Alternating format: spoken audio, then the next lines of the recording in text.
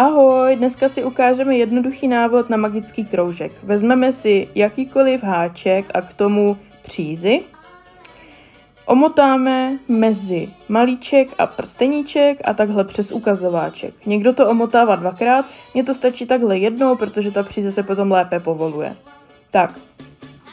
Takhle úplně jednoduše vytvoříme očko, ukážeme si to ještě jednou. Do vzniklého očka píchneme háček. Takhle. Nabereme přízi takhle z vrchu, jakoby ze předu. Protáhneme očkem, stále si ji držíme na háčku. A podle toho, jak velký nebo jak dlouhý sloupek budeme dělat, uháčkujeme řetízková očka. Pokud děláte krátký sloupek, tak jenom jedno, pokud děláte dlouhý sloupek, tak 2.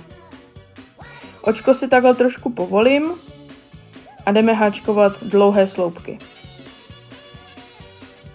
Nabereme přízi a takhle do toho očka píchneme a klasicky uděláme dlouhý sloupek. Já v tomhle videu budu dělat magický kroužek ze 6 sloupků, ale samozřejmě můžete z 8, z 10, z 15, z 20, podle toho, na jakém projektu zrovna pracujete. Tak, máme jich 5, to znamená, že uděláme poslední, 6. A za konec příze magický kroužek opatrně zatáhneme. Pokud pracujete s žinilkou, tak buďte obzvlášť opatrní, protože ta se moc ráda trhá. Tak, máme zataženo.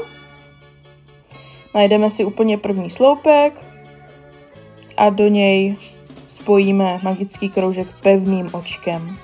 No a máme hotovo. Dejte mi vědět, jaký způsob magického kroužku používáte vy.